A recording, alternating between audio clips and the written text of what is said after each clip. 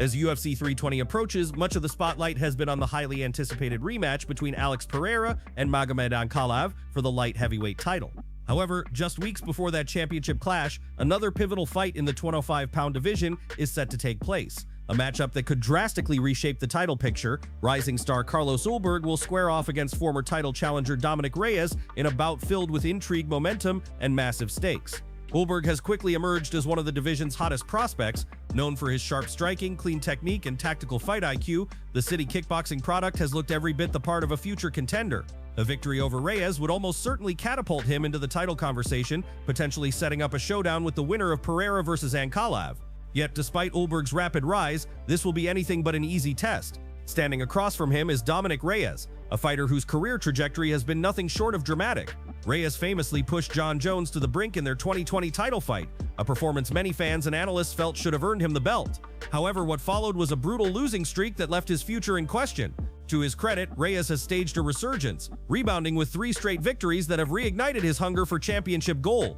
For Reyes, this fight represents not only another step toward redemption, but also a chance to re-establish himself as one of the elite forces at light heavyweight. MMA veterans and analysts Big John McCarthy and Josh Thompson recently broke down the matchup, offering their insights on how the fight could play out. Interestingly, both leaned in favor of Reyes, their reasoning centered on his wrestling background, physical attributes, and renewed momentum. This is exactly the type of fight you want in the light heavyweight division, McCarthy explained. There aren't as many top-tier contenders as in other weight classes, so a fight like this has real implications. Whoever wins could very well be looking at a title shot next. Thompson added his perspective, pointing out that Reyes has the tools to derail Ulberg's rise if he fights with discipline. Reyes has good wrestling, strong top control, and a body style that allows him to put pressure on opponents. He can smother guys with his upper body strength and still land damage. The key for him is fighting smart. Sometimes he gets reckless, and that's where he runs into trouble. But if he sticks to a calculated game plan, he can absolutely stop Ulberg here. For Ulberg, the path to victory lies in keeping the fight standing, maintaining range, and utilizing his precise striking to break down Reyes. For Reyes, the opportunity is in mixing his wrestling with smart striking, pushing Ulberg out of his comfort zone and proving he can still compete with the best. As UFC 320 draws near, this fight has quickly become one of the most fascinating storylines outside of the title picture. Whether it's Ulberg continuing his meteoric rise or Reyes completing a career resurgence, the outcome will send shockwaves through the light heavyweight division. Before moving on to the next news, we have a quick request for you. We're always working to improve our content and truly value your support. If you could take a moment to leave a like on this video, subscribe to the channel, and hit the bell icon, it would mean a lot to us. That way you'll never miss an update. Move on to another news. Aljamain Sterling, the former bantamweight champion who recently made the move up to featherweight, has his eyes firmly set on the division's crown. With contenders like Movsar Evloev, Lerone Murphy, and Diego Lopes all in the mix, Sterling believes he is part of a 4-man race toward the featherweight title.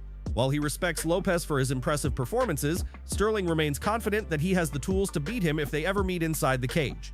Speaking about Lopes' recent TKO win over Gene Silva, Sterling was quick to give him credit. Diego had a great performance, Sterling admitted. I'm a fan of his style and I think he's a good fighter.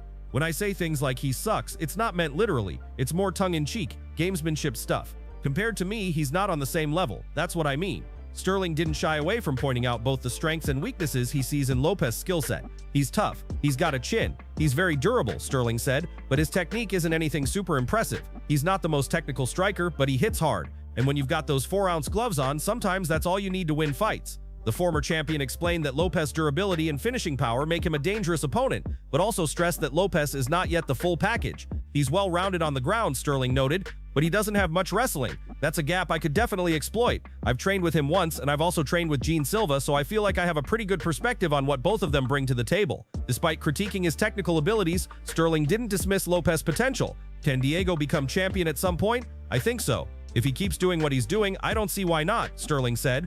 But as of right now, I just think I'm the better fighter. I have more tools, more experience, and a higher fight IQ. Sterling emphasized that while he doesn't consider himself to have an unbreakable chin or superhuman durability, he does believe in his toughness and intelligence inside the cage. I'm not going to sit here and say I've got a granite chin or that I'm the most durable guy in the division, he explained, but I know I'm tough. I know I'm smart. And when it comes to fight IQ, I truly believe I'm one of the best. If you give me the time to prepare for someone like Diego Lopes, I think I'm a nightmare matchup for anyone in this division.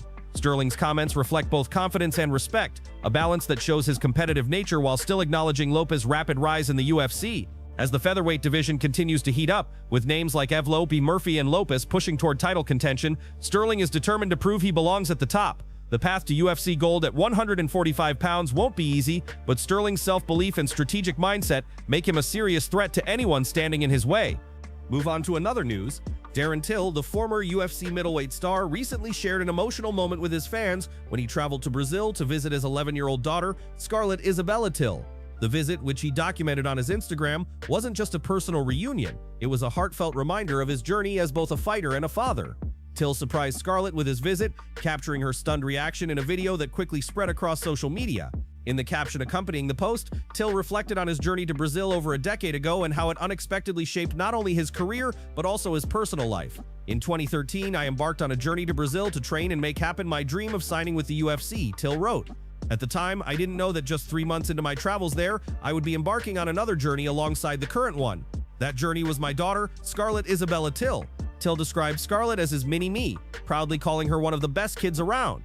He expressed immense pride in the young girl she has become, giving credit to her mother for raising her into such a young, respectable girl.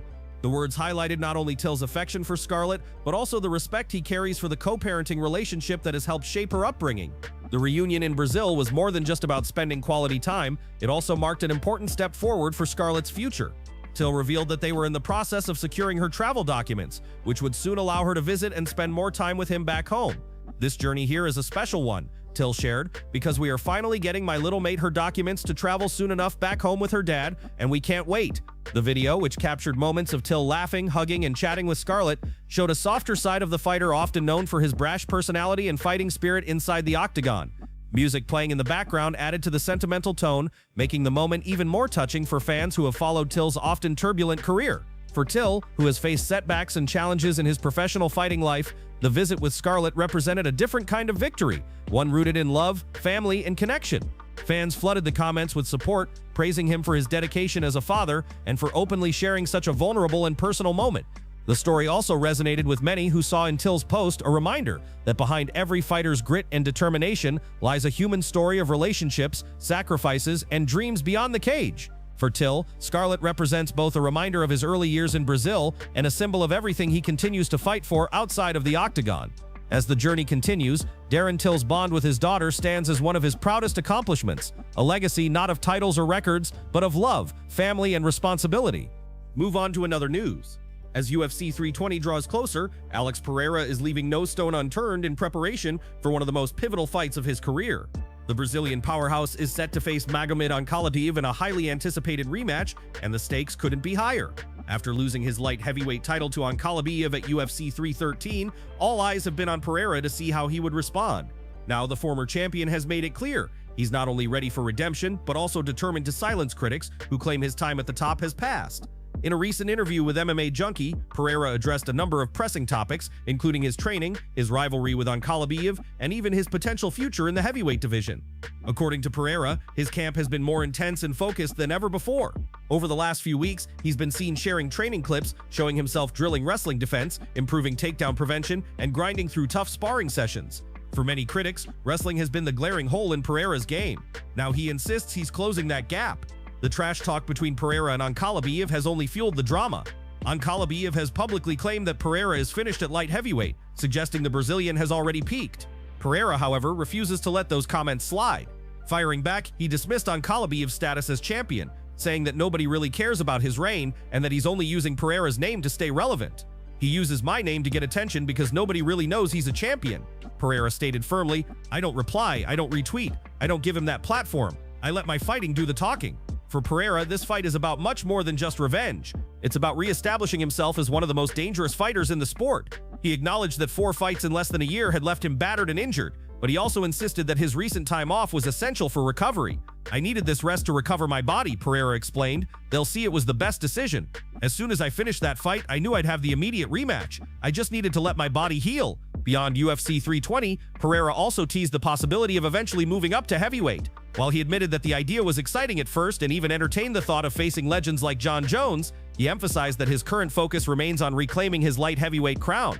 "I'm focused on this division first," Pereira said. "The heavyweight idea might come later. It was a fun idea at the time, and Jones even said it was possible, but now it's a bit difficult." It is what it is. With UFC 320 looming, Pereira is approaching this rematch as if it's a brand new fight. His message is simple. He's better than Ankalaev, and he intends to prove it. For fans, this clash represents one of the most intriguing rematches of 2025, combining high stakes, bad blood, and the chance for Pereira to reclaim his throne. Move on to another news. It appears that one of the UFC's most heated rivalries may finally be cooling off. Justin Gaethje and Michael Chandler, two of the most explosive fighters in the lightweight division, have seemingly buried the hatchet. Fans were shocked this week when photos surfaced of the two former opponents golfing together, sparking speculation that the animosity between them has turned into an unlikely friendship. The history between Gaethje and Chandler is anything but smooth. Their rivalry dates back to November 2021, when the two warriors squared off in what would become one of the most unforgettable fights of the year. Billed as a potential fight of the century, the bout lived up to the hype. For 3 grueling rounds, both men traded heavy shots in a wild stand-up war that showcased their toughness, power, and refusal to back down. In the end, Gaethje walked away with a unanimous decision victory, solidifying his reputation as one of the most violent fighters in MMA. But the tension didn't end there.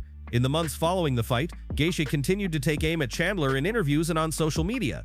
He repeatedly accused Chandler of being a serial cheater, taking issue with his fighting style and some of his in-cage tactics. While Chandler largely brushed off the comments, the friction between the two was clear, and many fans assumed the bad blood would never fade. That's why the recent images caught the MMA community off guard. On Tuesday, Gaethje posted a photo of himself and Chandler golfing together, laughing and enjoying the day. Soon after, Press Golf Unlimited shared their own snapshot on Instagram, showing the two men standing shoulder to shoulder, smiling while checking something on their phones. The relaxed body language and friendly atmosphere suggested a major shift in their dynamic. For fight fans, this development is fascinating. Rivalries often fuel the sport, creating the drama and storylines that make matchups must-see events. But sometimes, mutual respect develops after two fighters share the cage in a brutal battle. In Gaethje and Chandler's case, their 2021 war may have laid the groundwork for this newfound camaraderie. After all, few people can understand the intensity of that night better than the two men who lived it. Both fighters remain major names in the lightweight division, though their careers have taken slightly different paths since their clash. Gaethje went on to secure big wins and earn another shot at the top, while Chandler has been chasing a blockbuster matchup with Conor McGregor.